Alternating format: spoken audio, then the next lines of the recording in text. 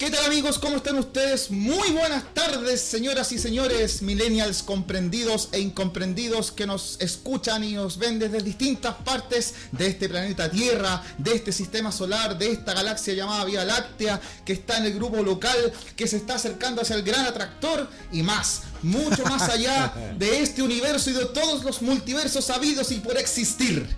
Mi nombre es Tatán Godoy y junto con Andy Strummer, que está en los controles y en la voz en off, les damos la bienvenida a un especial de Millennial Falcon Podcast. Bravo, weón. Muy bien, te pasaste. Bueno. Gracias. Hago kermeses, bingos y otras cosas. Contratado. Oye, sábado Bajo 27 de julio del año 2024. Para ustedes va a ser cerca de 1 de agosto, que nos van a ver en nuestro canal de YouTube. Un día esplendoroso, con una cordillera hermosa y lleno de grandes amigos. El día de hoy estamos reunidos en torno a nuestro señor Obi-Wan. Porque hace ya algunas semanas se cumplieron 25 años del estreno mundial de Star Wars Episodio 1, La Amenaza Fantasma. La primera película del conjunto de precuelas que creó George Lucas para esta obra maravillosa, La Guerra de las Galaxias. Una gran obra de ciencia ficción, en realidad de space opera, ya lo hemos discutido antes, que bebe de muchas partes, pero que ha creado un universo infinito, increíble. Sin embargo, hace ya 12 años, George Lucas se vendió a los billetes verdes y decidió vender su franquicia a la Casa del Ratón, a Disney. Y yo creo que ya es necesario que pasado este tiempo, y debido a que ya existe un conjunto de películas, series, libros, cómics y mucho otro material que ha creado Disney, hagamos, como se dice en términos más leguleyos, un estado político y administrativo. Hagamos un estado político y administrativo de cómo se encuentra la franquicia de Star Wars desde la venta de George Lucas hacia Disney. Y para poder hacerlo esto, no vamos a estar solos con Andy, sino que vamos a tener a 3 magníficos invitados. El primero ya es un conocido de la casa, ha participado en un par de capítulos que pueden escuchar en nuestro Spotify y ver ese capítulo en nuestro YouTube.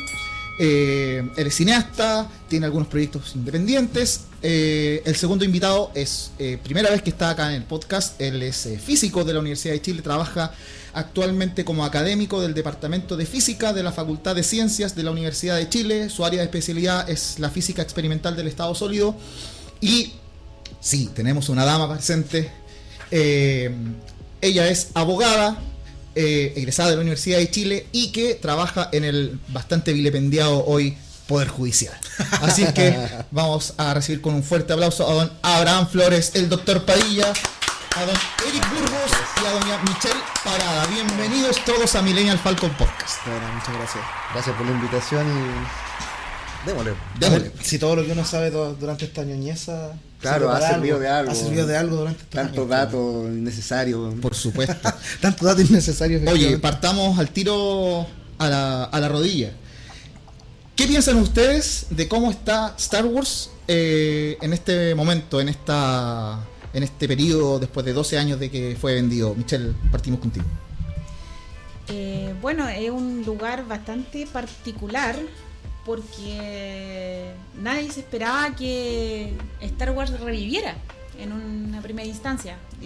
Yo soy como heredera de la primera generación de Star Wars, que ya pensábamos que no íbamos a quedar con la trilogía original, después salieron las precuelas, 2005 ya nunca más, y ya con la venta dijimos una nueva esperanza. Fue como el primer sentimiento. Pero ya con el transcurso de los años, estas secuelas que salieron, estas películas que fueron contando estas historias, si bien conectadas con la trilogía o con la historia Skywalker y con estos mundos, ya hay una suerte de decepción en cierta parte, que tiene que ver un poco con el contexto en que se fue dando el tema de la venta. Yo, así como defiendo tu y parejo las precuelas, entiendo por qué George Lucas vendió Disney. Y eso tiene que ver mucho con la persona que es él, con el tipo de cineasta que es él, por qué creó las películas, por qué todo el desgaste que hubo con las críticas a las precuelas, en los albores del internet, eso es importante decirlo, que ya entendiendo que la gente quizás no quería ver lo que él o vibrar con lo que él quería contar, ¿cierto? Y siento que Disney en cierta forma ha malentendido un poco la esencia de lo que es Star Wars, sobre todo para los fans que somos más antiguos, que venimos disfrutando de la trilogía original ya 30, 40 años desde que salió, y también de las precuelas, ¿por qué no?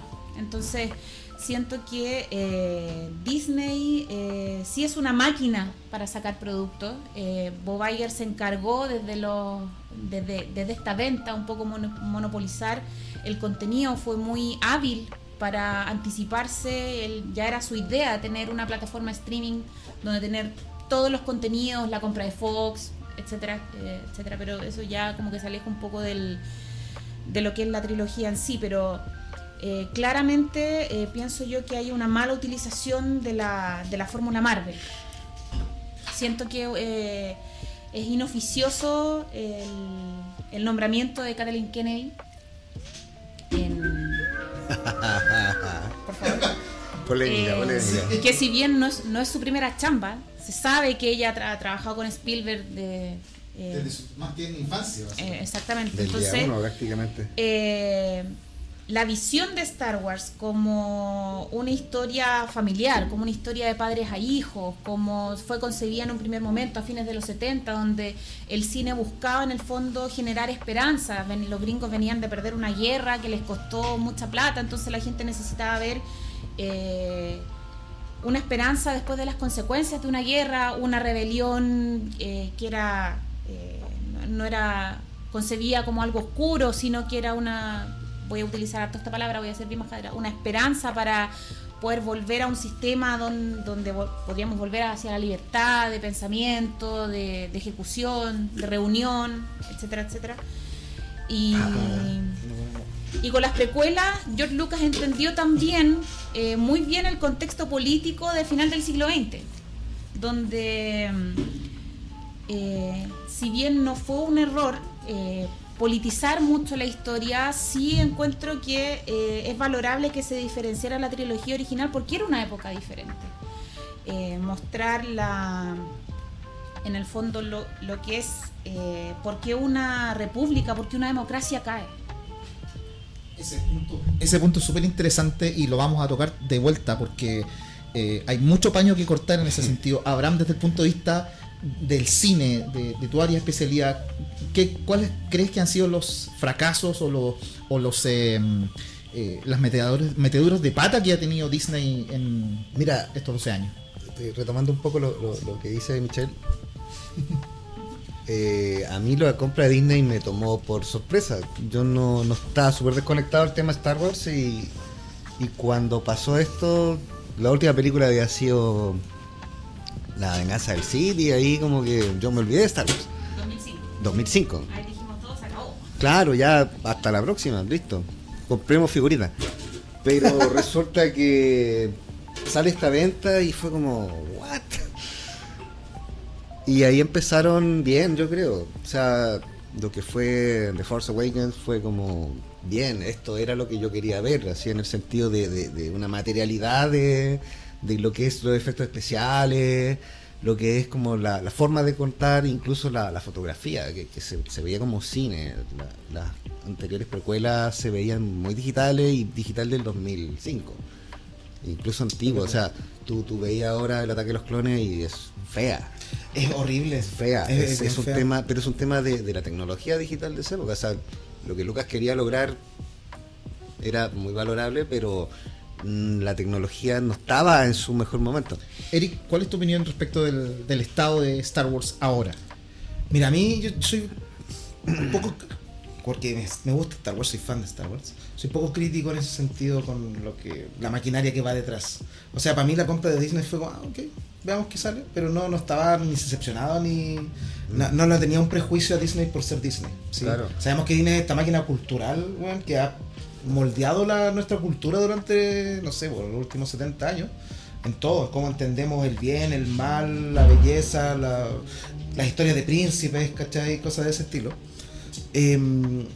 Y yo creo que tal vez en cierto sentido sí ha tenido esa influencia últimamente en Star Wars. Sobre todo por la inclusión, que bien vilipendiada en general, pero que no que es como una de las visiones que parece ser tener Disney en este momento con respecto a lo que cree. Pero en este sentido de que no soy tan crítico, he disfrutado bastante las cosas. Las películas no me gustaron. O sea, la primera es una copia de la Nueva Esperanza, ¿sí? Remasterizada. Sí. La segunda me gustó mucho más que todas, que para la gente no sé si será tan Esto así. va a generar odio porque Andy odia el No, episodio a mí me 8. gustó mucho por la sensación de sutilezas que tenía la película. Además, me hizo sentir algo que como una película bien hecha, una película a mí real. lo que me gustó de hecho también es mi favorita de las secuelas. Es lo iconoclasta que es. O sea, es que como ya sabéis que esto se acabó y vamos a Exacto. irnos para allá. Es una buena forma, yo creo. Por eso de hacerlo. claro, y por eso es tan malo el episodio 9, porque se pasa Bueno, por la raja todo eso y te cuenta nada. Loco, y el episodio 9, el final, es lo mismo que Avengers, como tú decías, y esta fórmula Marvel, ¿cachai? Que la última de Avengers, cuando, no sé, por Capitán América dice Assemble, ya, no sé, vienen todas las naves de todo el universo, ¿cachai? Y es como ya, sentí esa misma cosa. Se nota muy Disney ahí, y esa Sí, parte no me de gusta. hecho hay un tema que no se toca mucho, que se supo hace poco, que el guión del episodio 9 es hacer otra cosa. Eso yo no le leí. Yo más o menos conozco que el trasfondo de todos los cambios que hubieron es como bien oscuro. Sí. Es bien oscuro, es bien politiquero, es bien bueno, el tema de generar plata es como ya una discusión súper... Cuéntanos más, ¿qué sabes tú de eso? Mira, cuando Kathleen Kennedy asume Disney, Lucasfilms en realidad como la dirección de este departamento, contrata a 3 directores para hacer su secuela terminados los hechos de Retorno del Jedi, que en el fondo lo bueno es que el timing fue perfecto porque los actores tenían la edad de la trilogía original, pero el trasfondo oscuro de que porque el episodio 8 en lo personal es algo bien discutido, pero encuentro que es la mejor, porque ya el Force Awakens a tono, el Chewie We're Home es como una cuestión que nos generó así como Sí, todo sí, weón. Todo el hype, te generó el hype.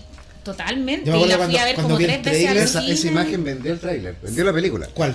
El Chewie We're Home. Sí. Y que Peter Mayhew era el Chewbacca, Claro. y que la escena de cuando se encuentra Leia con Han, Peter Mayhew era ese Chewbacca, y que generó toda esa nostalgia que es súper necesaria para Star Wars igual. Es que ese un fue el tema. gran acierto de Force Awakens, irse a esa nostalgia no solo de que es Star Wars, sino que por un tema visual. Tú veías el mono de goma Sí. en Force Awakens, que es el mono de goma con el que tuviste la primera Star Wars. Ujú. O sea, la primera trilogía era física. Y eso lo trató de rescatar el Force Awakens. A mí las naves me gustan mucho y haber visto, no sé, en el tráiler el milenario con los TIE detrás en el desierto fue bueno, así, se me pararon los pelos, fue como qué bacán poder ver esto de Sí. nuevo en cine, porque esa es la cosa, uno Y lo fuimos puede... en masa a verla. Pues, Sí, pues, y fuimos fue a los bonito. preestrenos Fue y como era como- bacán. Y como volver a eso que te llamaba cuando eras más chico, más joven, de ver una nueva Star Wars. Sí. O sea, era algo que era muy impensado. O sea, entre el estreno, entre que salió La Venganza del Sith 2005, fueron 10 años en que muchos crecimos, los fans que son más... pudieron llevar a sus hijos, entonces como una Claro. nueva generación, como pasar la antorcha. Pero a lo que me refería con el trasfondo oscuro es que Kathleen Kennedy lo que quería hacer en el fondo era lo que decía Kylo Ren en el episodio 8, o sea, cortar con el pasado, y desde esa premisa se cometieron errores que para mí son súper imperdonables. O sea, si no vayas a juntar al trío original, es un error que pues la significancia, la esencia de lo que es Star Wars es como súper imperdonable. Uno. Segundo, el episodio 8 se cayó, creo que al Seba se lo comentaba harto, con la muerte de Carrie Fisher. Ah, claro. Ah, sí, El episodio 9. O sea, las decisiones que se tomaron postproducción, Ah. porque la muerte de Carrie Fisher pilló al episodio 8 como en postproducción. Ya, ahí tengo. Yo tengo Podrían- personalmente las fechas como un poco cambiadas. Pensé que había muerto antes. O sea, No, después, Carrie Fisher después. murió como en enero del 2016, por ahí, y la película salió el 2017. Ya. En postproducción del episodio 8. En Ah, postproducción ya, del perfecto. episodio 8. Entonces, claro, tenían estos proyectos paralelos que fue Rogue One, que la película de Obi-Wan que se cayó, después iba a ser la película de Boba Fett que se cayó, y ahora es la película de Han Solo, en que renunciaron los directores por diferencias creativas, en que Colin Trevorrow, que iba a ser originalmente el director del episodio 9, no pudo hacer el lineamiento que quería hacer porque murió Carrie Fisher. Entonces mataron a Luke Skywalker, hicieron un Luke Skywalker que hasta el mismo actor Mark Hamill criticó mucho, que dice, Sí, pues, él bueno. como actor tiene como la potestad de decir legítimamente, este no es mi Luke Skywalker. O sea, de pasar de redimir a su padre, de sacrificarse, a querer matar al sobrino por una sospecha de maldad en el sobrino, es como, no me calza mucho. Entonces, pero ahí también hay que mirar un poco, y a lo mejor Abraham me puede como cooperar un poco con eso, el cine de Rian Johnson, el cine que venía haciendo Rian Johnson, que es muy diferente al cine que hace Abrams. Yo soy muy Es que- crítica es de lo que- que él hace. Sí, Johnson tiene ese estilo como medio pesimista. Claro. Y a mí en ese aspecto me gustó lo que hizo en el episodio 8, salvo, o sea, hay muchos detalles que claramente son discutibles, pero el cómo ella estaba abordando la historia y para dónde la estaba llevando, Ujú. a mí me gustó. Pero con sus peros, obviamente. Pero por ejemplo, yo no tenía muy claras las fechas del tema con Carrie Fisher. Entonces, el saber eso tiene más sentido para lo que venía después, que es el episodio 9 original en el fondo, que tenía mucha más participación de Leia, mucha más participación de Luke como fantasma de la fuerza, entrenando a Rey por un lado y por otro lado molestando a Kylo Ren. Así Es como esta esperándolo. parte, es este guión que contaba también esta rebelión en Coruscant, que Sí. en Coruscant que Sí. estaba Sí, estaba- Finn a la cabeza. Claro, y con- en Coruscant estaba Hawks como líder supremo y teniendo así dejando la caga, una dictadura. Entonces era un guión bien interesante, pero cuando entraron en pánico Disney con el episodio 8 y con Han Solo, pescaron, hicieron borrón y cuenta nueva. Y escribieron como el engendro que salió de película en el Sí, fondo. respecto de eso, los quiero llevar ya como a la primera pregunta en serio, porque mucho se ha dicho sobre que problemas con los actores, que problemas con producción, que los directores renuncian, no se van, qué sé yo, que Kathleen Kennedy aquí, pero hay un problema crítico que es la narración. Y eso es súper potente porque nosotros podemos hablar sobre el episodio 7, ya. El episodio 7 tenía que ser una especie de refrito para enganchar al público viejo junto con el nuevo. Pero le quedaban 2 episodios para hacer algo completamente distinto que aparentemente se hizo medianamente saludable en el episodio 8, pero después tuvieron que hacer un engendro, como dice Abraham, en el episodio 9.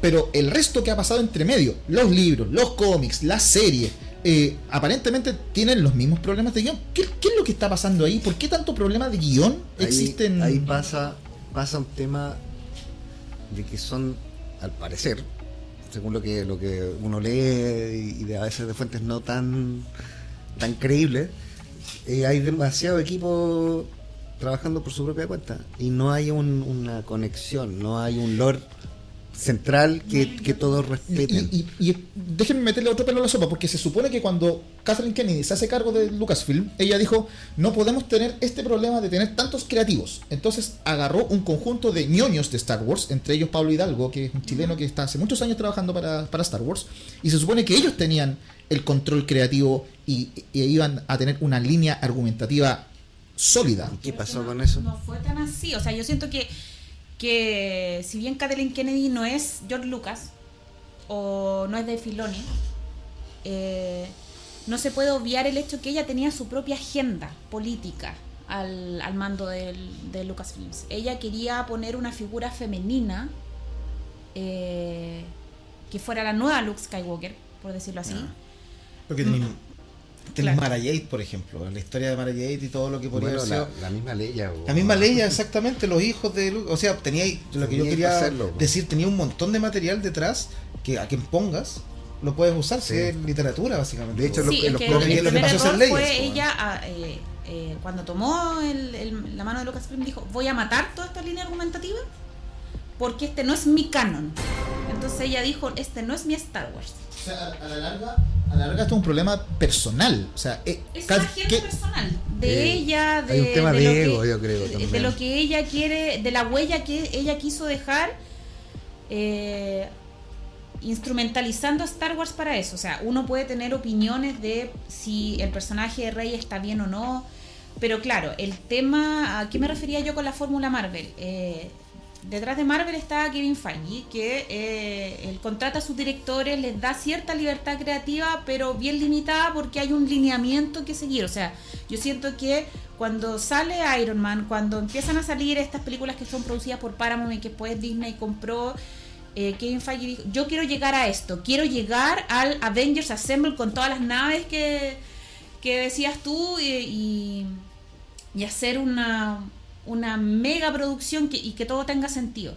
Pero ¿por qué sale inoficioso para Star Wars? Porque no hay un respeto con la esencia de lo que es Star Wars en la narrativa, en lo que estamos conversando ya, el tema espiritual, teológico y político es otra cosa. Pero el motivo oscuro está ahí.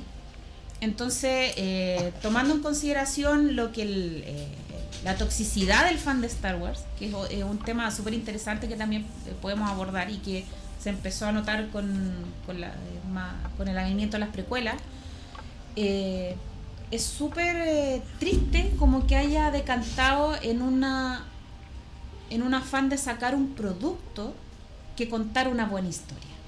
George Lucas, si bien él propuso mucho que con las precuelas, que a mí me preocupa que las películas se vean bien, pero él incluso en los extras de las películas él va viendo cómo va quedando y dice, chuta, como que como que la callé, así como que me fui demasiado para la punta.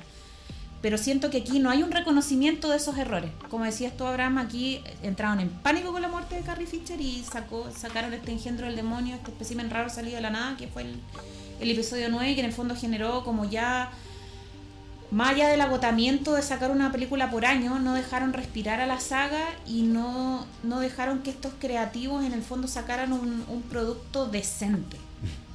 Porque hay un motivo oscuro detrás. Entonces siento que Pero- la saga se contaminó con eso.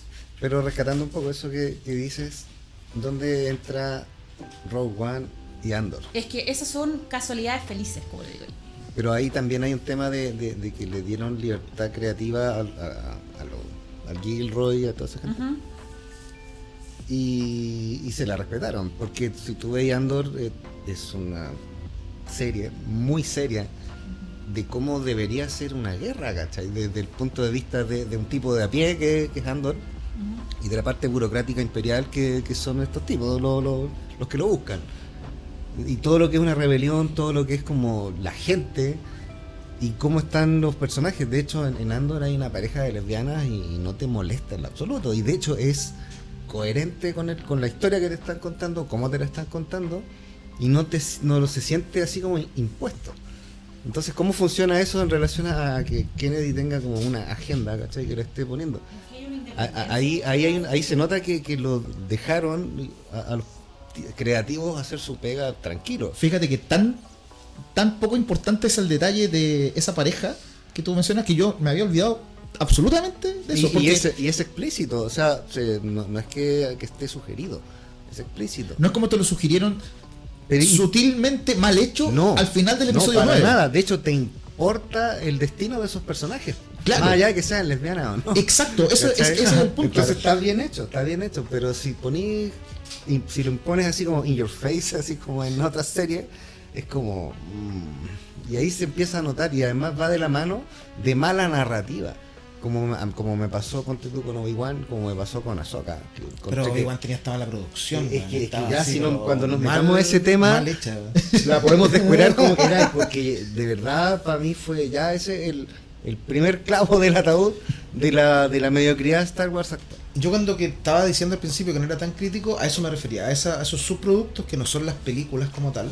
Porque las películas, claro, las películas son Star Wars, así partieron, ¿sí? Los episodios después, pero lo que vino después con Clone Wars, con Andor, es genial. El Mandalorian, bueno, la tecnología Las dos que primeras hicieron, temporadas. las dos primeras temporadas de Mandalorian, lo que hicieron, Sí. la tecnología incluso que usaron nueva para poder hacer las series, son Tiene mucha buenísimas, vida, bueno. tiene Sí. mucha vida. Eso yo creo que lo que es Andor, Rogue One, personalmente me gusta Han Solo. Creo que podría haber sido una mejor película si Sí, no pero hubieran buena. peleado con los Concuerdo. directores originales, pero me gustó. Y las dos primeras de Mandaloriano. Sí, es que igual dentro de Lucasfilms hay facciones, siento yo. Está Sí, como es la más- facción Kathleen Kennedy, está la facción Dave Filoni y está Andor y Rogue One, que es como la De Filoni casualidad. confiamos. Sí, o sea, yo siento que él Ha sido más consistente, de hecho. sí, es que con la creación de Clone Wars, que fue como entre medio fue como por 2008, por ahí, de la película y la serie, claro, nos daba luces de que podía haber un heredero de la fuerza, una nueva esperanza de que existiera una persona que contara con coherencia esta famosa guerra de los clones que se nos venía como anticipando mucho desde el episodio 4. O sea, hubo una guerra de los clones que duró mucho, que fue muy, muy dura, muy triste.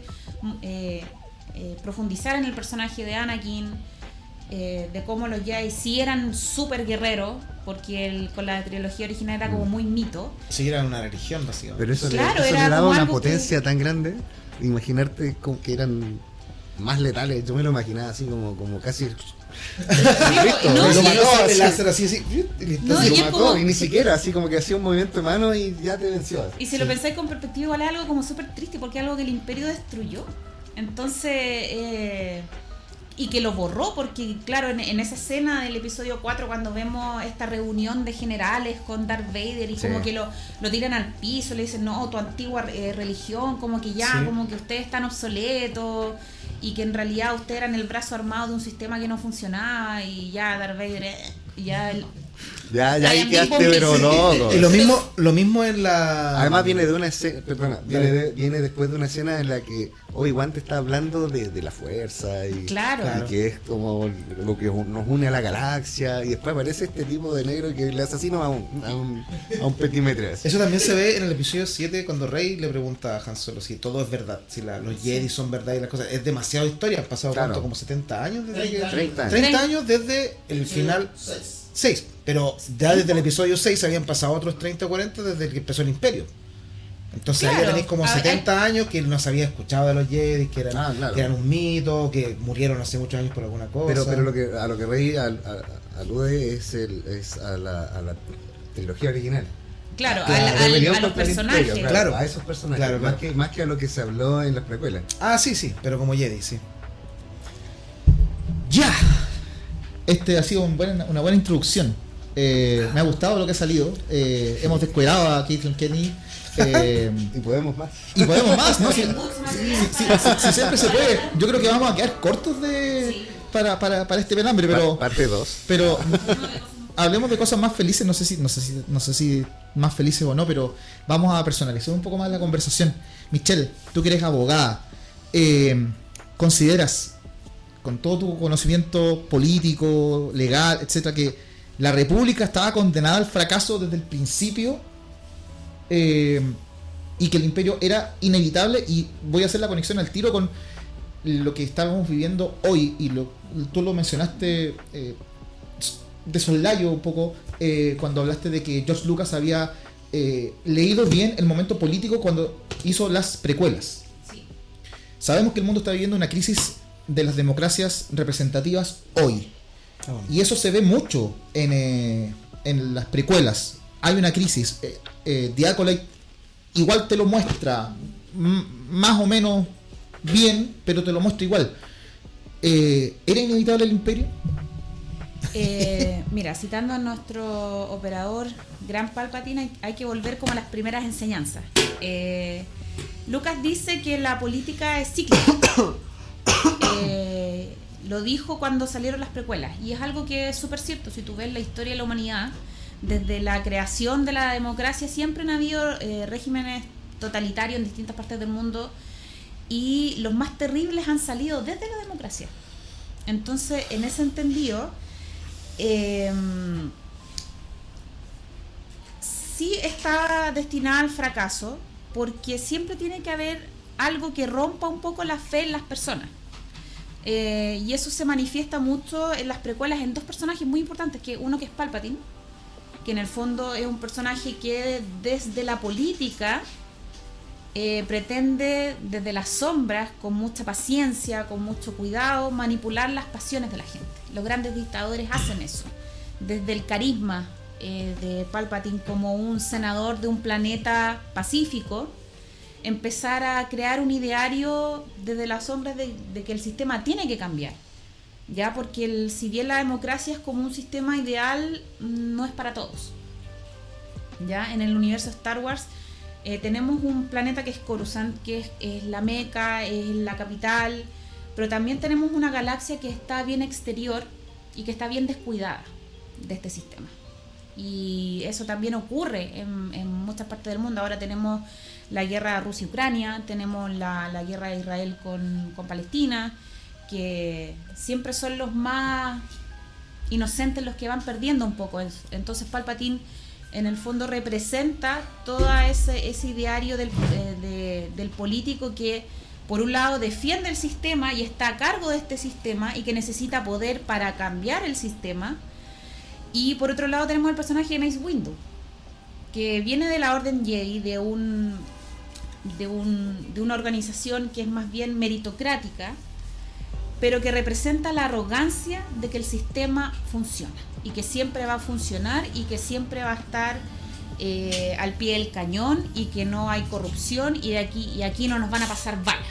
O sea, básicamente es como que las instituciones funcionen, que se escucha tanto acá en... Claro, o sea, téngannos confianza porque a nosotros no, aquí no hay corrupción y en el fondo el sistema sí se puede destruir desde adentro.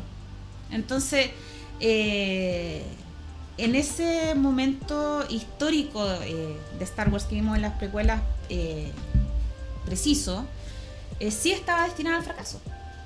Sí estaba destinada al fracaso porque, a diferencia de lo que es la Orden Jedi, que funciona con los méritos, el sistema político como de Estado de Derecho funciona con la burocracia, que en el fondo es crear sistemas administrativos de separación de poderes, de control entre sistemas, que yo te controlo, tú me controlas, pero en el fondo somos independientes y libres cada uno, pero que sí tiene fisuras, sí está abierta a la corrupción y al mal uso de las leyes, de todo lo que es la administración. Entonces Palpatine, entendiendo eso, aprovecha la arrogancia de lo que es desde la Orden Jedi, que es lo que él quiere eliminar en el fondo, para que no haya como un control, siendo esta orden los paladines de la justicia, más que un brazo armado, quedar él con el poder, pues si al final lo que destruye la democracia y la libertad es la búsqueda del poder. Ya, por ejemplo, lo que sucede acá y en otras partes del mundo, que ya las ideologías ya como que pasan a segundo plano. Y sobre lo que está sucediendo hoy en el mundo, tomando en cuenta esta historia de Space Opera que nos contó George Lucas, y la pregunta va para los tres. La democracia representativa que tenemos hoy en el mundo, ¿está en peligro? ¿Se va a acabar? ¿Cuál es su opinión respecto de eso? Incluso No sé. porque estas películas de alguna forma te muestran lo que es el mundo. George Lucas te mostró un sistema burocrático que nosotros lo vemos, con los ciudadanos lo vemos, que te pelotean, que él compra huevos, que vaya a la puerta 44, después a la 22 y después te devuelven a la 44 para que te den un solo papel. Eso es muy pequeño, pero igual te lo están mostrando. En The Acolyte es más evidente. Los Jedi, sí, nosotros somos los justicieros, pero es que tenemos que preguntar, porque si no la voy a cagar. Desde el lado de vista del Imperio, igual en Andor, cuando tienen que mandar a la cárcel a la gente, es un juicio, es un sistema, el sistema judicial, que la mujer está cansada, que vea 1 o 3 segundos, ya culpable, tanto en tal lugar. Es una máquina de producir, y claro, se pierde toda Yo creo que eso es lo que pasa, que se pierde la sensibilidad, que es un problema de la modernidad en general. Pues la burocracia es un residuo de la modernidad, que el problema es que no es autocrítico. Entonces, al no ser autocrítica, puta, uno estando, siendo parte del sistema público ya chileno, no se da cuenta de la cantidad de burocracia y cómo terminas de dejar burócrata, terminas de entender a la gente y pasan a ser todos números, pasan a ser todos órdenes, pasan a ser todos folios, pasan a ser todas cosas que no están de la mano con la sensibilidad de entender a lo que está gobernando en ese sentido. En el ejemplo de Star Wars, que es tan enorme, ¿cachai? Yo creo que no se puede concebir, nuestra mente no puede concebir, primero, tener tanta gente bajo un sistema, y luego la democracia, si bien es una cosa que es de los sistemas que pueden servir, es una cosa nueva para la humanidad, ¿cachai? Los imperios siempre han sido lo que han gobernado desde el principio de la historia, o sea, que no tengamos imperios, que en 1800 teníamos imperios todavía. Los imperios funcionan de una forma muy distinta, o sea, la representatividad y el centrar en los gobiernos en este caso siempre es la economía y la política la que va, pero aún así tener esa libertad individual de decir, renacentista, ¿cachai? De que el hombre es importante, es nuevo para el humano. Te estáis creando historias que tienen un fuerte peso histórico, la de George Lucas, en cuanto al imperio, cómo son los imperios, cómo funcionan, pero plantearle la democracia a una galaxia entera puede que no sea la mejor forma de gobernarla. Tomado esto aquí en la Tierra, en lo que estamos viviendo actualmente, puta, no sé, el hecho de que la economía sea tan relevante sobre la política, que la economía, las corporaciones, el global, ¿cómo se llama esto? La globalización sea tan relevante, deja chica las democracias, deja chica a la gente que está gobernando, que está haciendo las leyes, y yo creo que por ahí se va perdiendo el verdadero sentido que tenía en un principio. Es demasiado complejo ahora para poder tener una cosa así. A mí me parece interesante el contexto de cada trilogía, incluyendo la actual, que hablan de una oposición hacia una dictadura. Y en el caso de las precuelas es cómo se crea una dictadura. Y la última también es como el retorno de una dictadura, como que retoma un poco, y eso se puede hilar con lo que está pasando ahora, que cada vez la extrema derecha se está empezando a revelar de a poco, está permeando los poderes del Estado. Entonces es interesante ver cómo cada trilogía ha sido relatora de su tiempo en el tema político. O sea, la primera viene como de post-Vietnam, la segunda también hay, no recuerdo qué conflictos estaban, pero habían varios así que estaban vigentes. Y ahora tenéis que las dictaduras están como reivindicando, o sea, no las dictaduras, perdón, las derechas, las nuevas derechas están como reivindicando a personajes nefastos de dictaduras. Sistema de gobierno más autoritario, basado en el miedo. Basado en el miedo, claro. Entonces, como que de a poco se va comiendo este cáncer, por decirlo de una forma, a título personal. Es como que se está comiendo de a poco la democracia. Y está permeando todos los poderes y es como un poco lo que se ve en las películas, o sea, guardando las proporciones de episodio. Claro. Hay una pregunta que, para que me la contesten brevemente, es respecto de una escena en particular de la serie de Obi-Wan. Cuando está Obi-Wan con Leia en este planeta desértico, buscando este famoso camino para poder salir. Cuando aparece Anakin en el desierto. Exacto, cuando aparece Anakin en el desierto. Se encuentran con un chofer de camión que es muy muy facho pobre. El taxista. Funado. Fúnenme aquí. Vengan. Pero más allá de esa broma que puede ser buena o mala, esa persona justifica la existencia de un imperio. Y yo lo veo en la calle, yo trabajo en la calle, muchas personas que dicen, bueno, ojalá que vuelva el Tata, que esto es un despelote, esto es un desorden. ¿Cómo tú le dices a una persona desde la particular posición de cada uno, tú trabajando en el judicial, tú trabajando en la universidad, yo trabajando en el Estado, tú trabajando en el cine, que también es una parte muy importante en la cultura? ¿Cómo le decimos a las personas, oiga, la democracia puede ser mala, pero es lo menos malo que hay? Es que todos estos sistemas como autoritarios, autoritario, lo que creía Anakin, que decía en el episodio 2, que tiene que haber un orden, una persona que te diga lo que tienes que hacer. Qué gran escena también esa. Sí, por eso yo digo, las precuelas son muy buenas porque dejan como, plantan como esa semillita que tú puedes como llevar como a tu propia realidad. Entonces, si tú dices, todos estos sistemas hacen que tú igual pierdas la humanidad, en el fondo. Entonces, lo que tú decías, tú te vuelves un número, te vuelves un operario del sistema, de esta maquinaria que por A, B, C o como sea tiene que funcionar. O sea, la pandemia nos enseñó eso, el mundo tiene que seguir funcionando igual. Con teletrabajo, con mascarilla, esto tiene que seguir funcionando. Entonces, lo que te vende un poco estos discursos de que el sistema no funciona, que es así, lamentablemente es así, y eso es algo que nosotros no podemos obviar. Y este personaje que dices tú lo representa, pero al dedillo. Es que en el fondo tú tienes que hacerte como un ejercicio personal hasta dónde tú vas a abandonar tu propia libertad individual y personal, como para, no sé, pues lo que pasa acá, para que la seguridad sea algo primordial, para que funcione, para que no te asalten, para que no te maten en la calle, para que los sueldos suban, para que puedas trabajar pasando tiempo con tu familia. Entonces, en el fondo, toda esta maquinaria te va creando a ti una idea, te hace como un inception de que en el fondo tú tienes que renunciar a ciertas cosas, y ahí todos estos sistemas, todos estos operarios dicen, vengan, yo les ofrezco esto, entonces tú intrínsecamente, tácitamente vas a tener que renunciar hasta otras cosas, que es como lo que la democracia defiende, que es como tu libertad. Y en la escena del episodio 3 que dice que renunciamos abiertamente a una libertad aplaudiendo al dictador, porque nos va a traer orden y seguridad a esta nueva galaxia, a este nuevo sistema que la perdió. ¿Por qué? Porque supuestamente los Jedi se rebelaron.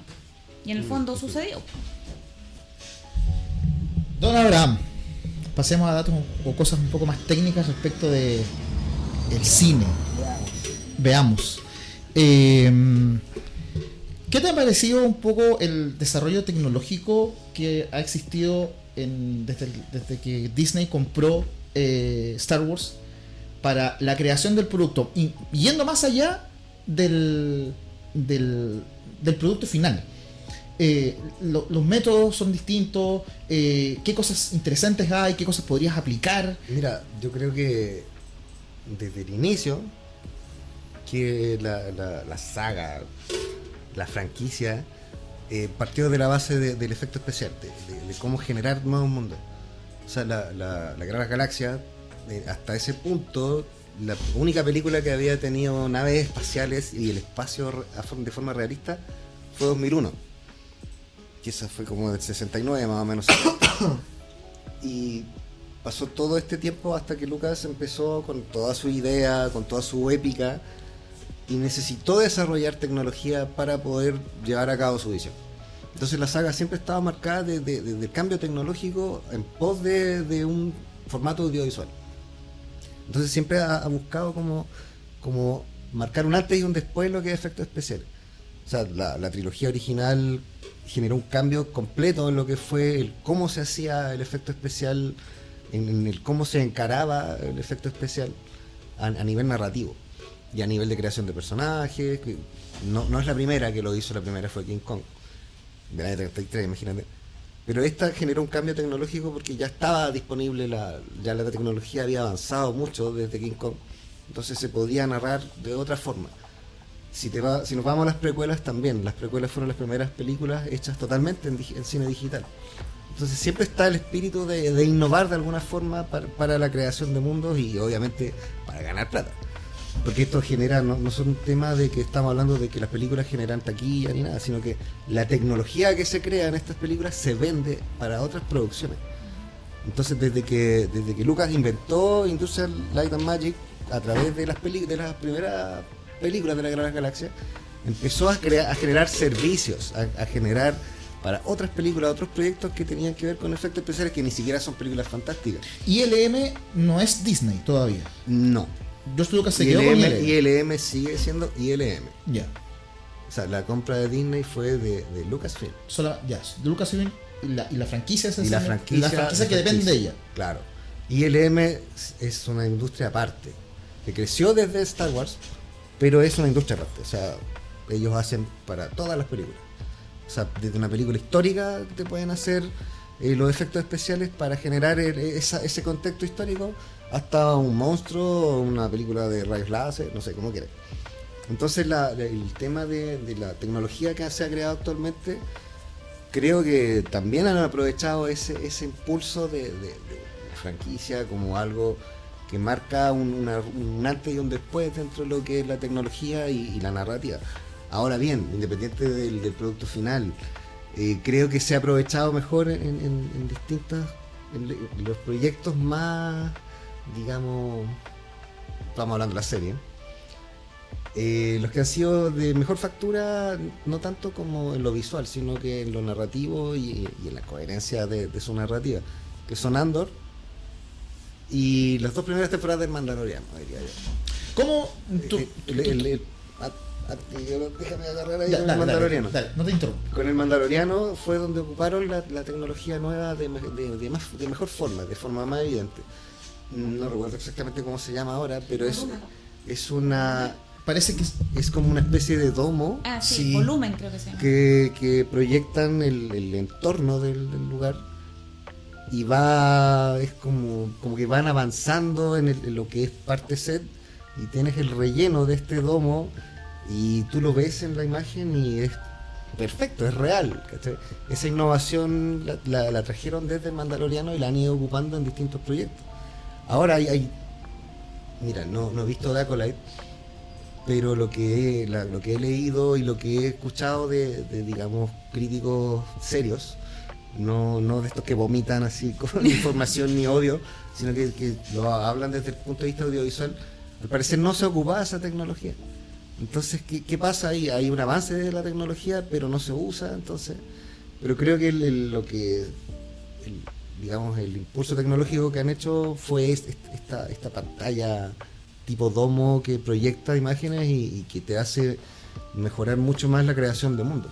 Reemplazó la pantalla verde. Reemplazó la pantalla verde. Tenés las luces reales, te está llegando claro, iluminación o sea, por los lados. O sea, la lógica que aplicaron era que el casco y la armadura del mando es plateada y reflectante. Entonces, ¿cómo hacemos que el entorno falso que estamos creando se refleje en lo real? Entonces hay un tema de algoritmos de fotografía que son, o sea, marcan un antes y un después, pero se ocupa mucho en publicidad esto. Entonces esa innovación fue vendida para la publicidad, pero no se ocupaba en muchas películas, tengo entendido. Oye, y tú el otro día me mandaste un video que lamentablemente no he podido ver todavía, lo tengo ahí en el queque, muchas cosas que tengo que ver. Sí, muy bueno eso. Porque sabemos que los problemas de montaje, pero explícanos un poco más por qué se nota tanto. ¿Qué pito toca para alguien que no sabe nada de cine el montaje de una película? ¿Qué es el montaje? ¿Y por qué influye tanto en cómo se ve una película, cómo se aprecia una serie? El montaje es básicamente lo que te da el ritmo visual de lo que tú estás viendo. O sea, se entiende ritmo en que la narrativa fluya. Cosa que un punto te lleva a otro punto, una conversación te lleva a que avance la historia. Y el ritmo tiene que ver con cómo vais narrando la historia, digamos, audiovisualmente, con la música, con los cortes. También se incluye un poco la fotografía, porque la fotografía también influye en que un personaje se sienta más triste o más alegre. Entonces eso influye mucho en cómo se siente la narrativa, cómo tú te involucras con los personajes, cómo entiendes la historia y cómo vas desde el principio de la historia hasta el final, sin perderte y sin tener grandes cuestionamientos de lo que estáis viendo. Y eso, por ejemplo, se ha notado en Obi-Wan, por ejemplo. O sea, Obi-Wan se nota mucho que tenían a lo mejor un guión para la película que se canceló, ponle 2 horas y media, y extendieron un poco para 6, 7 episodios que tiene, o 8, no recuerdo, tiene 6 capítulos. Entonces tuvieron que extender una narrativa. Entonces se nota mucho que hay cosas que no tienen sentido dentro de la coherencia que le intentan dar. Y se nota que hay personajes que no deberían estar.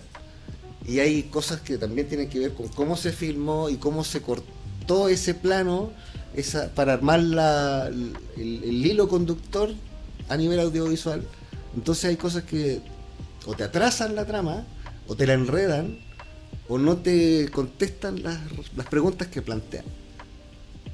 Por ejemplo, y eso hace que el ritmo sea atropellado. Te empecé a dar cuenta que es una serie que no claro, que está inmerso en la historia. Nunca engancháis. Claro. Y ese es el gran problema que tuvo Obi-Wan, que no vi. A mi juicio, Ahsoka. Y me pasó también con el libro de Boba Fett. Pero no tanto. Creo que la suma de sus aciertos sigue siendo mayor a la de sus errores. Pero ya denota un cansancio en lo que es la narrativa. Que yo personalmente no entiendo por qué la narrativa la han descuidado tanto. Si esa narrativa es el gancho principal no solo para el espectador que es el fan, sino que para el espectador casual. O sea, tú podís mostrarle a alguien Andor sin que sepa nada de la Guerra de la Galaxia y ve una película de guerra, ¿cachai? Sí. Y va a enganchar aunque no entienda la historia. Por eso es tan buena en el aspecto de que es independiente. No necesita Jedi, no necesita Skywalker, no necesita Vader. Lo más reconocible que ves son los trajes del Imperio y los Stormtroopers. Nada más. Entonces, y ya están tan en la cultura pop que no necesitan saber más de Star Wars para saber que y son malos. Podrían ser cualquier otro soldado malo de alguna otra dictadura. Sí, es que en Andor el trasfondo es como súper importante porque te muestra que una rebelión no tiene luces necesariamente. O sea, en una rebelión tú puedes caer en el terrorismo. ¿Cómo funciona eso? Y la semillita se plantó en Rogue One cuando cuando Andor decía: no estoy orgulloso de las cosas que he hecho, pero voy a hacerlas de otra manera. Y ahí decantan todo lo que sucedió al final, que es como un hecho que es como súper importante y que da puente al episodio 4. Pero Andor es buena por eso, porque si bien el factor nostalgia es súper importante en Star Wars, porque ya tenemos casi 50 años de esto, pero sí es tan buena que como decía Abraham, no necesitas la iconografía del Imperio, necesitas la amenaza del Imperio, necesitas saber de que los rebeldes no hacen las cosas correctamente siempre para poder llegar a un objetivo, que hay personas que se manchan las manos, que se ensucian, que hay otro trasfondo, que te presentan este personaje que no me acuerdo cómo se llama, pero el de Stellan Skarsgård, que tiene buenas motivaciones, pero no hace las cosas de una manera... Lucen. Sí. Claro, que no las hace de una manera correcta, porque también corrompe un poco como el sentido, el ideario de esta rebelión, que también la vemos como súper burocratizada. O sea, la vemos, oye, no hagamos esto porque en realidad no nos conviene, porque aquí... que igual son como peleas súper legítimas, pero politizadas, ya pierden un poco el sentido. Entonces, pero es que eso yo creo que es real. O sea, sí, por ejemplo, en la universidad, tú lo podéis ver en el contexto de la política universitaria, que claro, entre ellos mismos la gente tiene diferentes opiniones, diferentes... O sea, claramente se ven en todos lugares, pero yo lo veo más cerca ahí de repente, que los mismos grupos que quieren un mismo fin, por ejemplo, tienen distintas visiones políticas de cómo tienen que hacer las cosas, y esos mismos choques hacen que se retrasen las cosas. Sí, porque claramente no es uno manda y todos hacen como tiene que ser, sino que hay grupos que hablando de Star Wars, hay grupos que lo hacen a su manera, a su pinta. Tenía el Sol Guerrera, que era mucho más confrontativo y iba a la guerra y era no le importaba nada, pues, terrorista de papel y lápiz. Y por el lado donde estaba, no sé, Mon Mothma, de la parte política, financiando detrás la rebelión.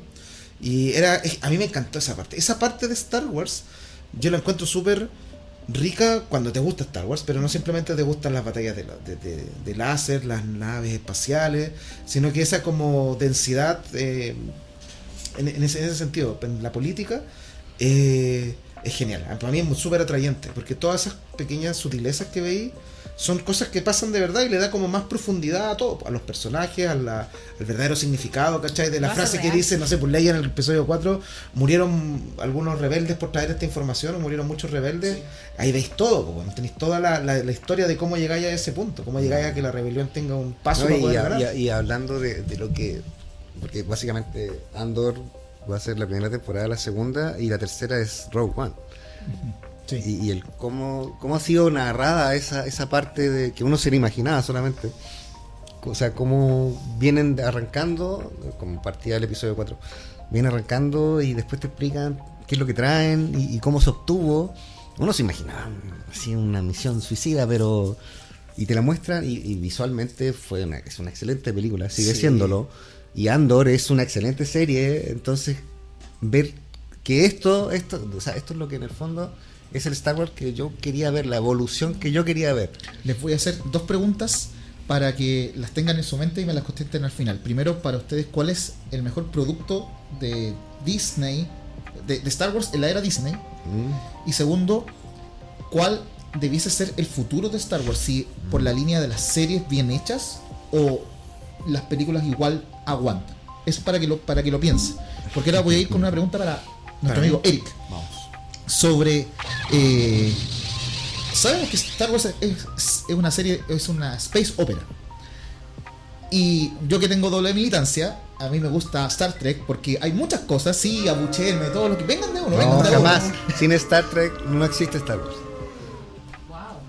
Gran frase, ¿eh? Me Sí, gusta. no, sí, Star Trek sentó las bases de un mundo multirracial, un mundo que tiene que ver con distintos planetas y confederaciones, tiene que ver con la nave espacial, el viaje ¿cómo se En el llama? hiperespacio. Al hiperespacio, ¿cachai? Que existan distintas razas, ahí está todo. Y eso mézclalo con el cine de samurái y el spaghetti western Ahí y voy, tenía que- ahí que tenía Star Wars. Star Wars. Star Wars es exactamente. una fuente que bebe de hartas aguas diferentes. O De sea, muchas. está el libro de Joseph Campbell del héroe de las 1000 caras, que es una... es como el mito moderno. Claro, es el camino del héroe. Es el camino del héroe, que lo vemos en todas estas franquicias, El Señor de los Anillos, Harry Potter, hasta en Game of Thrones hay camino del héroe. Entonces es bien interesante, es como potente tu afirmación. Yo O sea, soy... Star Wars es un pastiche de todo todo lo que leyó y vio George Lucas en su Duna. infancia. O sea, Duna es súper Star Wars. Kurosawa. Hay una película de Kurosawa que se llama La Fortaleza Escondida, Sí. que es Star Wars. Los mismos personajes, la historia es muy similar, pero es lo mismo, tal cual. Entonces tenéis todo este pastiche que generó Lucas y en eso está Star Trek, claramente. O sea, de ahí viene. Ya que Eric se fue un ratito, no sé si tú has visto algo de Star Trek, pero no, bueno, no importa. Poco, digamos que poco. Pero el contexto político, económico, judicial inclusive, es mucho más explícito en el universo de Star Trek, porque los artículos de la Federación están disponibles, se pueden descargar, incluso yo los traduje en algún minuto, hice el trabajo de traducirlo. Se sabe cómo es el sistema, es un sistema federal, no existe el dinero, si existe dinero es solamente para cosas muy específicas. ¿Cuál representa mejor un potencial universo político, administrativo, judicial, político de una galaxia futura? Mira, yo lo asimilo mucho lo que es Star Wars, que como lo que sé más, con lo que se conoce ahora como la Unión Europea. ¿Ya? Si bien los países son independientes en sus gobiernos locales y todo, sí tienen normas en común, una representatividad de cada país en pos a una misma moneda, a ciertas leyes que son generales, y se acerca más a lo que tú dices, que son como los estados federados, que acá en el mundo lo podemos ver con Estados Unidos, con Argentina también, que es como lo más cercano que podemos ver, pero claro, en Star Wars yo lo asimilaría más a lo que es la república que conocimos en las precuelas, a una Unión Europea, que calza un poco con el tema separatista que Inglaterra se fue. Entonces, como lo podéis como asimilar un poco a eso, ¿no? Si por eso las precuelas son tan buenas. ¿Sí? Tenemos una defensora ultranza de las precuelas, ¿no? Sí, han envejecido bien, yo creo. En ese sentido. Sí, en ese sentido. Sí, ahí los sentidos técnicos y narrativos no han envejecido muy bien. Ya, pero no estamos analizando las Sí, precuelas, estamos analizando tenía que decirlo hoy. porque... La ciencia. Ciencia. Ciencias. ¿Qué cosas son potencialmente factibles de hacer o qué cosas han sido desarrollos que se han generado, aparte de lo del montaje y de fotografía, etcétera, de producción? ¿Qué ciencia hay detrás de Star Wars? ¿Qué cosas se pueden hacer? Y que no, la mayoría Y no. que no. Bueno, o sea, si tú vayas a buscar ciencia, no tenéis que mirar la ciencia ficción. Porque en verdad hay muchas cosas que pueden parecer muy simples, pero que, no sé, que la gente pueda caminar dentro del halcón milenario no es posible. Ya, pero por ejemplo, dijiste algo que a mí me choca mucho. Si quiere ver ciencia, no ve ciencia ficción. Pero resulta que la ciencia ficción ha sido fuente de inventos que se han visto muchos años después. Star Trek. Sí, exacto, pero Star Trek ha sido muy previsora de eso. Las tablets que tenemos hoy Odisea en el día. espacio, las tablets son de Odisea en el espacio. O sea, el iPod tiene la forma de las tablets que ocupaban en la estación espacial. El mismo tricorder, que ya se inventó una forma de un tricorder que funciona más o menos bien. A mí lo que cuando voy a la frase de que no, si uno quiere ciencia, que no vea la ciencia ficción, porque para mí va al revés. La ciencia ficción alimenta la ciencia, alimenta esa búsqueda de qué más podemos hacer con lo que tenemos. Porque la forma de siempre la ciencia, antes de la ciencia ficción como tal, o sea, había ciencia ficción antes de lo que tenía que ser, por ejemplo, un computador, ¿sí? El otro día estábamos en una parte de un curso de historia de física que hablábamos, donde como por ejemplo el transistor cambió la cultura de la ciencia ficción. Cuando veis el viaje a la luna, que es ciencia ficción, ¿sí? No hay computadores, en el sentido de que todo es mecánico. Hasta que no se crea la computación, por ejemplo, toda la ciencia ficción es mecánica, y después tenía otro tipo de cultura donde viene el Isaac Asimov, donde ya está este poder crear una inteligencia artificial, está el poder tener cosas que puedes crear con la computación, ¿sí? Que puedes crear con el desarrollo tecnológico. Pero yo siento que la motivación, o sea, el de dónde uno saca esas ideas, viene mucho de la ciencia ficción, ¿sí? Porque así como dicen que uno no puede soñar cosas que no ha visto, ¿ya? Así como que en verdad tu mente dentro no puede soñar cosas que nunca he visto, no puede inventar cosas en los sueños, que puede que sea mentira, pero la frase me sirve para el ejemplo. Uno cuando está en la ciencia haciendo ciencia, se basa en lo que viene de antes. No es como que un día te levantes y dices voy a crear algo, ¿sí? Imagínate el cero, ¿cachai? Una cosa así. La ciencia ficción alimenta toda esta búsqueda detrás de, por ejemplo, cómo hacer un sable láser, cómo hacer un escudo de plasma que no te permita que los rayos entren, por ejemplo. Cómo hacer rayos láser, cómo hacer sables de luz, si es que puede ser real o no, por ejemplo, construir una estrella de la muerte, el Stun Blaster esta que hace para poder, que deja a la gente congelada en este sentido, no la mata, la aturdida, ¿sí? Todas esas búsquedas son búsquedas reales por los científicos actualmente, ¿sí? Y potencian también la búsqueda. Por ejemplo, puede que haya sido un juego, pero creo que fue el 2015 o antes, o por ahí, que la gente le pone una solicitud al Senado de Estados Unidos para que haga una estrella de la muerte. Y le tuvieron que responder, porque tuvo más de 25.000 firmas, le tuvieron que responder legalmente y oficialmente el por qué no se podía, y era una respuesta media bonita y que tenía que ver con Star Wars, ¿sí? Pero por ejemplo no es factible hacer una estrella de la muerte por ni el tiempo que necesitáis, ni la cantidad de recursos, ni todo. Pero sí podéis hacer, y si hay avances, por ejemplo, en los escudos de plasma, por ejemplo. Pero no hay escudos de plasmas como tal. Pero por ejemplo había una patente que creo que había sacado DARPA, de allá de Estados Unidos, que es la empresa de investigación de defensa básicamente, que eran escudos que podían generar ondas de choque para poder contrarrestar otras ondas de choque. Entonces, si explota un misil cerca tuyo, pero no explota arriba tuyo, sino que explota cerca tuyo, la onda de choque es dañina. Entonces tú puedes generar una onda de choque contraria desde el dispositivo para anular eso. Que sería básicamente anular como a menor escala un blaster, un láser, ¿sí? Pero tenemos siempre problemas, y para mí, viendo todo lo que puede ser de desarrollo tecnológico potenciado por estas ideas de Star Wars, estamos todavía a un paso sobre las fuentes de energía. Porque todo lo que pensaríamos hacer, como un sable de luz, un escudo como lo de los Gungans, esos que tenían así, que nos cubrían, poder viajar a la velocidad de la luz o cerca, en ese sentido, necesitas una fuente de energía que todavía no alcanzamos. Históricamente, los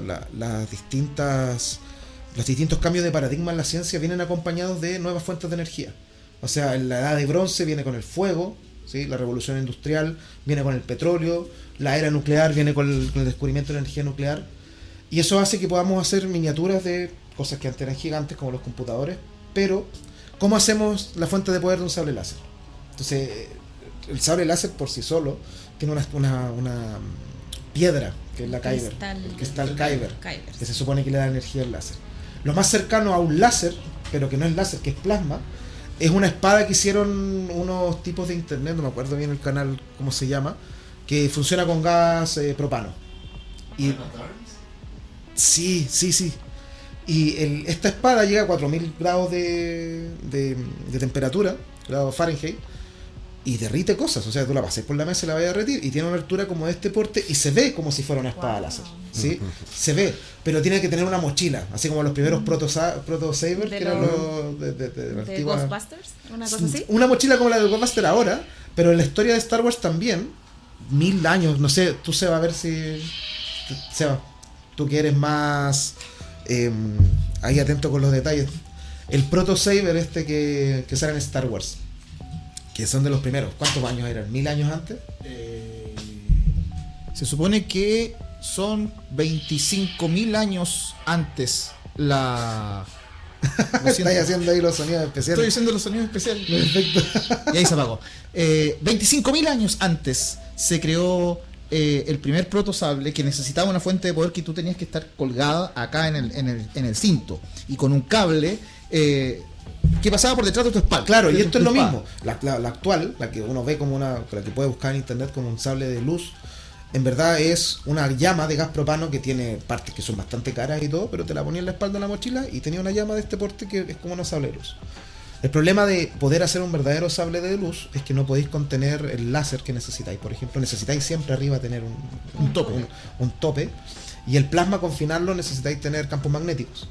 Pero igual, para alimentar esos campos magnéticos necesitáis una fuente de poder lo suficientemente grande y compacta para no tener que andarla trayendo en una mochila o estar conectado a un cable, ¿sí? Entonces, la mayoría de los problemas en términos de la tecnología que podríamos crear, que se puede ver en Star Wars, no así como por ejemplo la de Volver al Futuro, que es tecnología futurista que sí se puede hacer, más o menos, entre comillas, ¿cachai? Por decirlo de una forma. Podéis crear una tabla que vuele sobre un lugar, ¿cachai? Que tenga las condiciones correctas. Así como podía hacer un sable que esté conectado a la luz, ¿sí? Pero aún así no podía hacer un escudo, por ejemplo. No podéis viajar a velocidades hipersónicas. Aunque hay avances en ese tipo de cosas. Así hipersónicas, hiperluminales, claro, el hiperespacio. ¿Y lo que es un blaster? Un blaster, mira, yo pensándolo con lo que yo sé, para mí un blaster sería una cavidad resonante que tenga espejos, donde el láser funciona así. Un láser básicamente emite los electrones todos iguales, se suman, ¿sí? Tienen una coherencia, es decir, todas las onditas van a la misma velocidad, y como es luz, y los tiene rebotando en unos espejos que son unos semitransparentes, entonces sale un poco y ese es el láser. Bueno, podéis tal vez tener espejos que estén así cerrados, acumular la mayor cantidad y de repente abrir uno. Y abres uno y disparas el pulso de láser. Y ese láser puede ser de la energía que tú quieras, básicamente. Pero claro, ahí está de nuevo, con la energía. Porque tú podéis tener, y hay armas de defensa que funcionan con láser. Sí, porque tenemos láser de corte, o sea, claro, toda la ropa que se hace masivamente en SAR y todas esas cosas están conectadas a una cosa enorme. Sí, ¿sí? Y las baterías de cañón que pueden destruir misiles con láser, no es un láser rojito que avance en el espacio que tú lo veáis, pero es un láser que calienta lo suficiente un lugar para poder derretirlo. Buscando también en ese sentido, hay un avance en términos de tecnología que se supone que es un arma que también creó el Ministerio de Defensa de Estados Unidos, que tiene una patente y todo, y que tiene unos dibujos que se pueden buscar, ¿no? Por aquí lo tengo, ahí lo puedo decir, que por ejemplo genera con un láser, calienta un trozo del aire que está frente del arma, y ese es un plasma calentado, un plasma gas ionizado, entonces tiene bastante energía ahí, y un siguiente láser lo revienta, entonces tienes como una pistola de choque. Entonces tú disparas básicamente plasma que se expande muy rápido y funciona para poder aturdir gente que puede matarte si es que está ahí muy cerca. Pero son cosas que no funcionan ya con armas mecánicas, con balas, que es lo que tenemos ahora, ¿cachai? Que son misiles o balas. Oye, y el viaje hiperespacial, que eso a todos los fanáticos nos hemos soñado. Y lo conversé incluso contigo en un viaje de auto, y lo conversé con varias otras personas.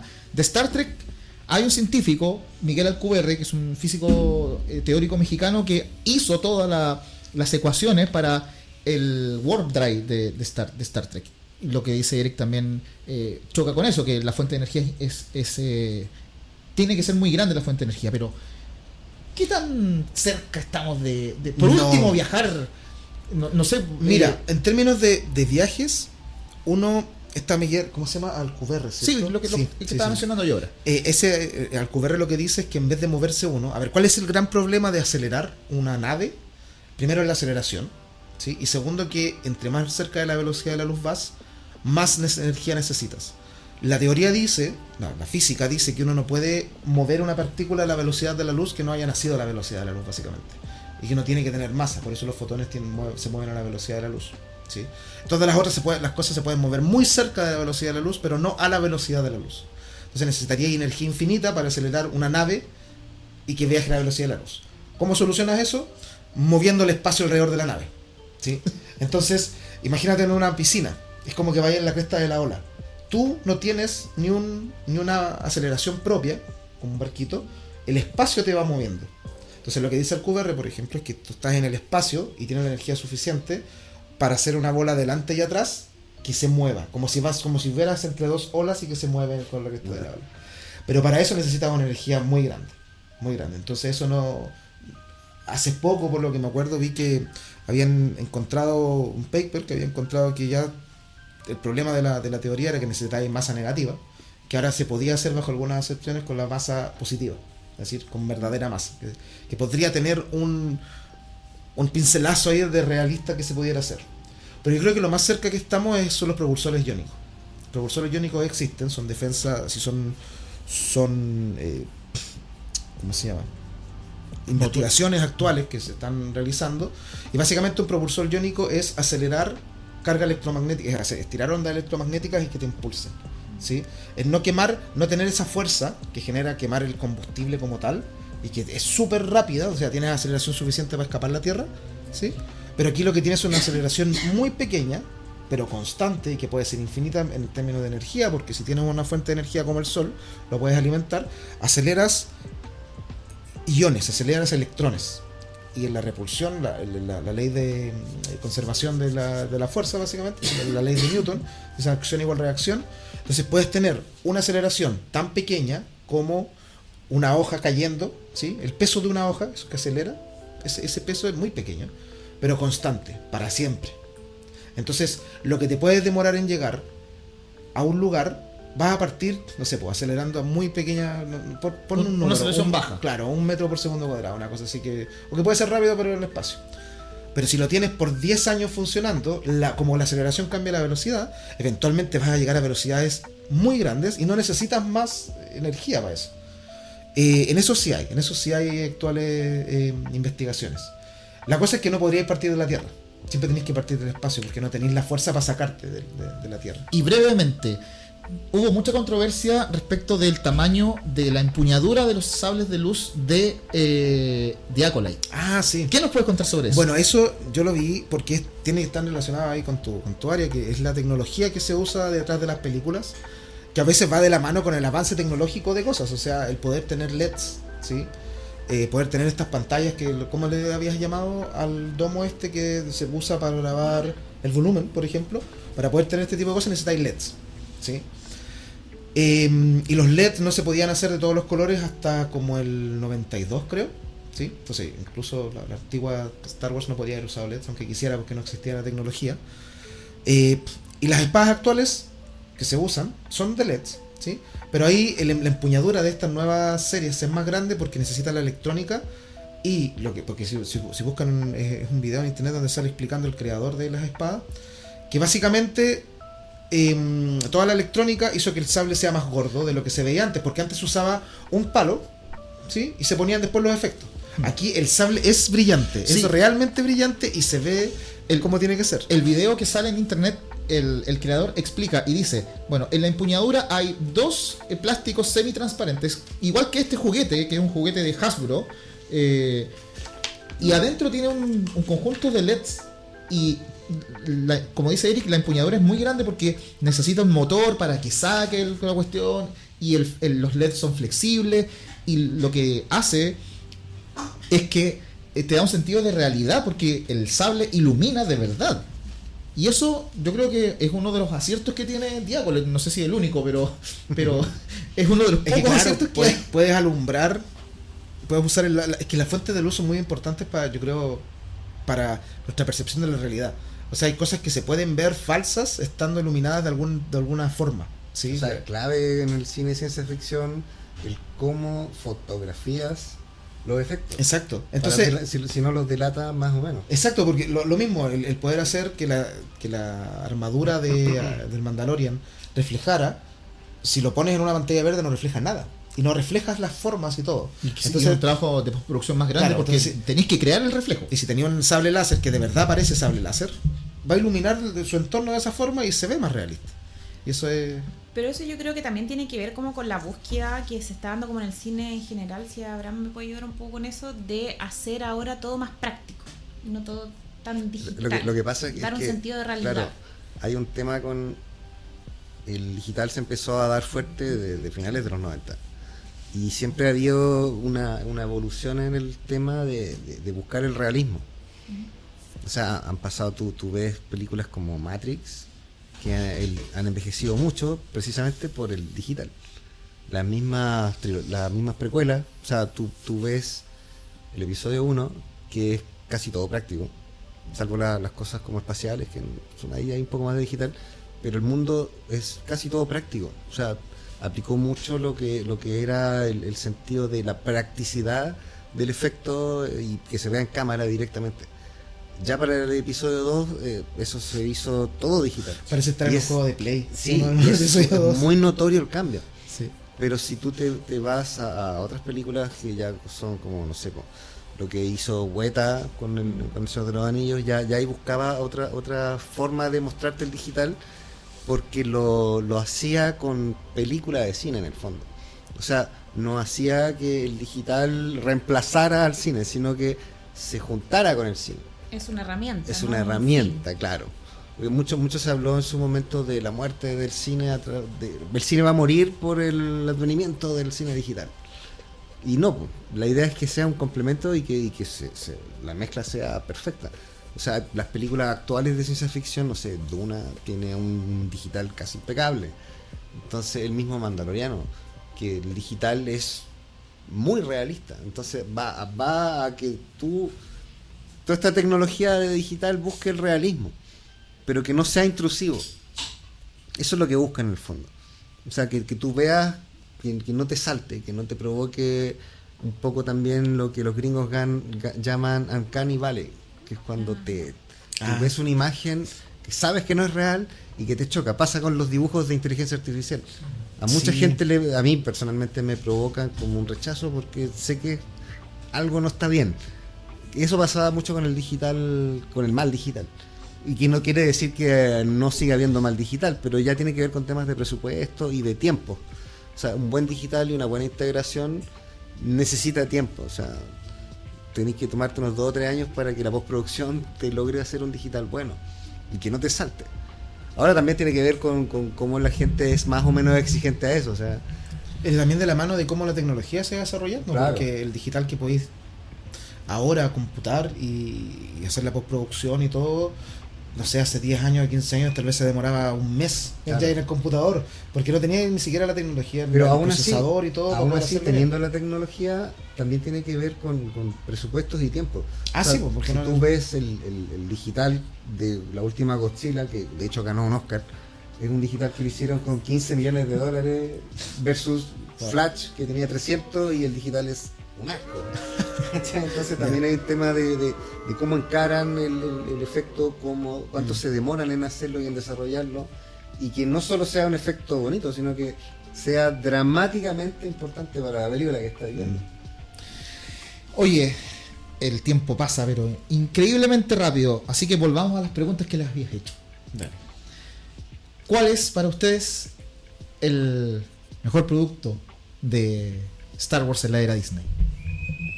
Breve. No, Yo, a ver, si lo veo como desde un aspecto de perfección y unidad y de coherencia, yo diría que Andor. Andor, y podría meter ahí Rogue One, porque sin Rogue One no existe Andor, pero yo diría que esa película y esa serie es lo mejor que hemos visto hasta el momento de Star Wars, y espero que sigan saliendo productos así que tengan un contenido más allá de un producto que hay que sacar, porque eso es lo que uno siente como fan. Sí. Yo personalmente soy muy fanático de la última temporada de Clone Wars. A mí me encanta la última temporada de Clone Wars. La encuentro que está bien hecha en todos los aspectos. ¿Sí? Filoni ahí hizo una cosa maravillosa con la continuidad. La imagen de la técnica que se usó para hacer la animación, a mí me parece increíble. Por ejemplo, para la batalla entre Maul y Ahsoka, al final de Clone Wars, fue tomada con estos puntitos que se pone el verdadero Darth Maul original. Sí, vi ese video. Lo vistieron a él. O sea, No, con captura. Con captura de... Gol. Sí. Bueno.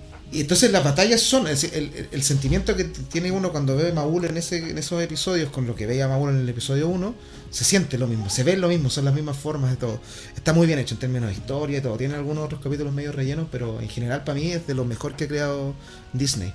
Por el hoyo que se llena que faltaba antes que empezara la venganza de los Sith, porque le dio el gusto a los fans en terminar la serie, porque había terminado con Yoda y hablando cositas al aire media fome, y me gusta mucho. Y Rogue One, probablemente Rogue One es mi segunda. Todo ya sabíais que iba a pasar, ya sabíais que todos morían, ya sabíais que iba a empezar la siguiente película. Yo, por ejemplo, el final de la película es genial. Aparece Darth Vader y es una cosa súper buena en ese sentido para la película y para la emocionalidad de la película. Tremendo. Pero que se conecte tan bien con el episodio 4 y que podía hacer lo que quería en la historia. O sea, el robot que no me acuerdo, K2S0 ese.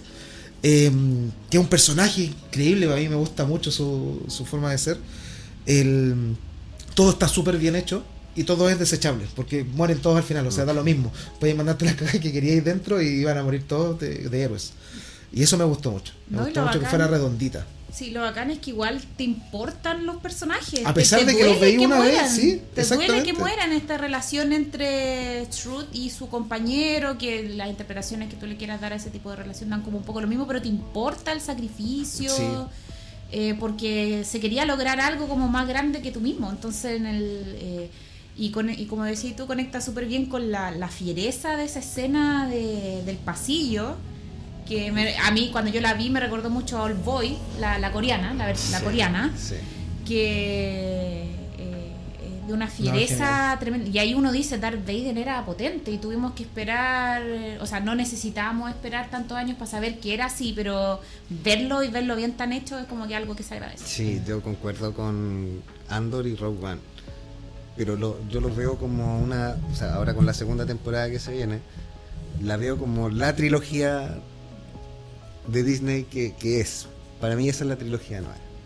O sea, para mí como espectador y como lo adulto que se ve la narrativa, lo que te están contando, el punto de vista de cómo te lo están contando, y que no necesita cosas previas, salvo lo que era Darth Vader, porque tenía que salir Darth Vader, era como... Incluso se podrían haber saltado a Tarkin, podría haber sido otro imperial, pero Darth Vader tenía que estar. O sea, el encastre con el episodio 4 es perfecto.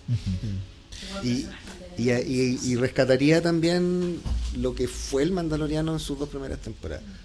Personalmente creo que el Mandaloriano podría terminar en la segunda temporada. Cuando le entrega a Grogu a Luke y se va a entrenar, ahí se acabó la serie, para mí. Porque lo que sigue ya es como, Boba Fett y la tercera temporada que no va para ningún lado.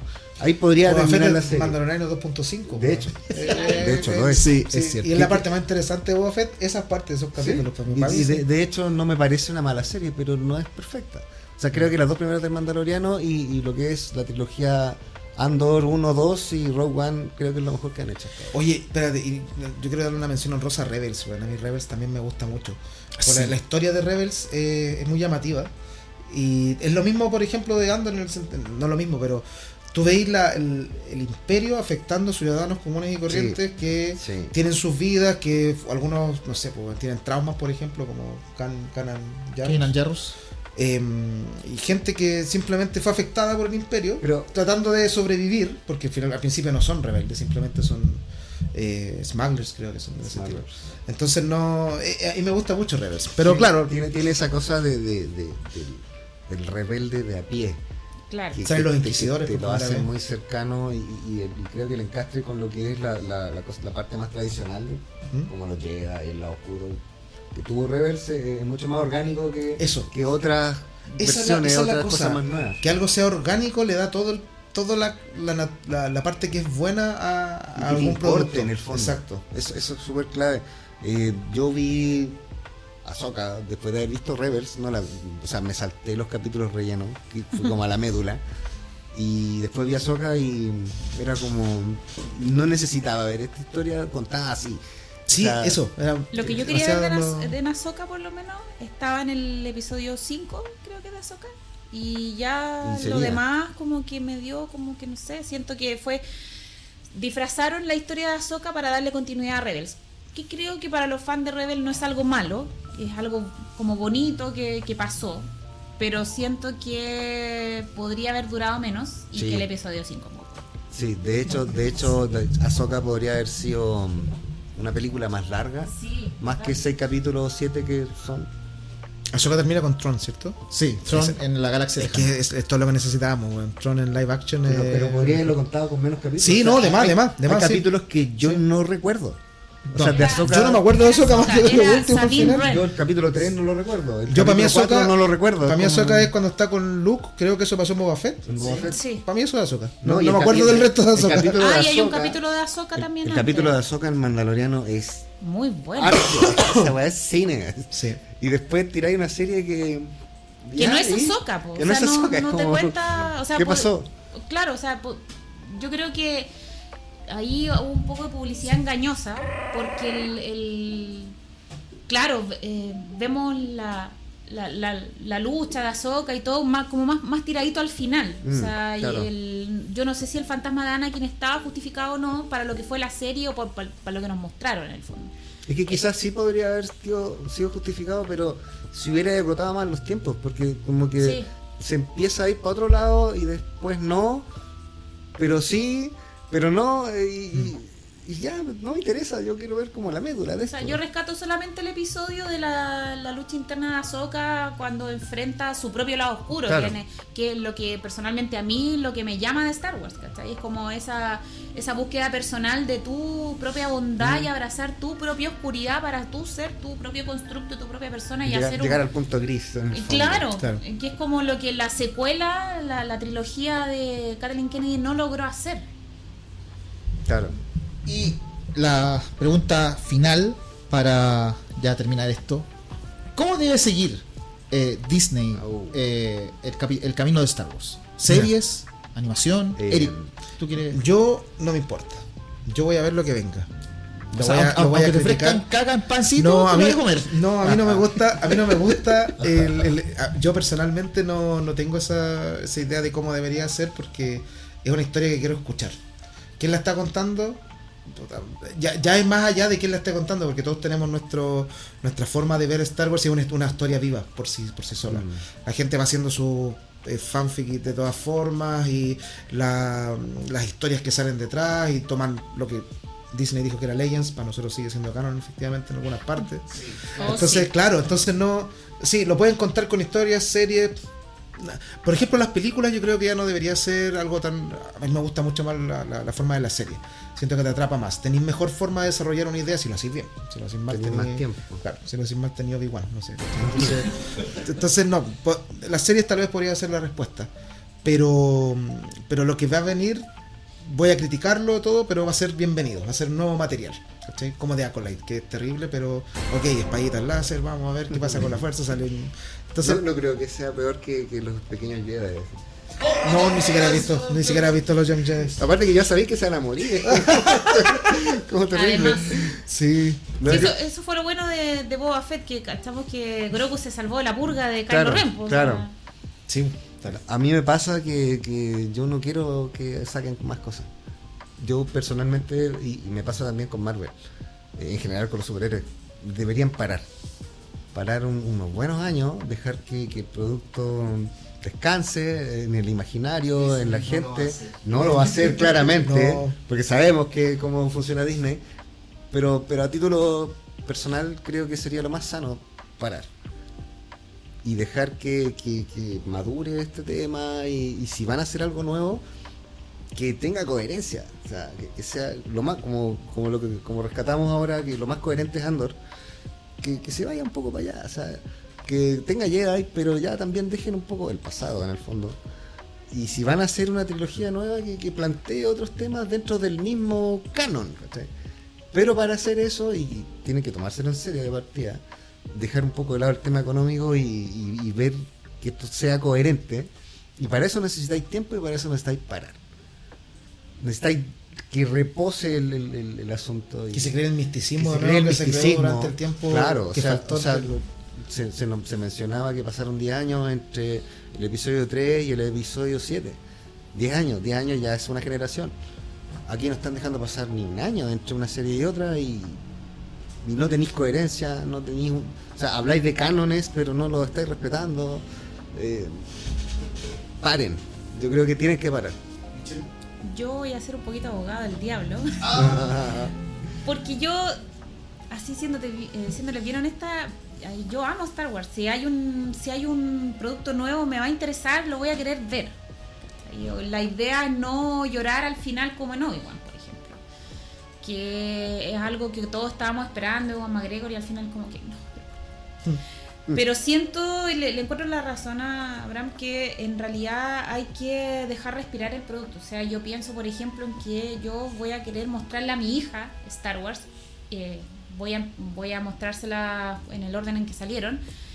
Y quiero que ella tenga un Star Wars para ella, pero que sea bueno. ¿No vas a aplicar el machete? No.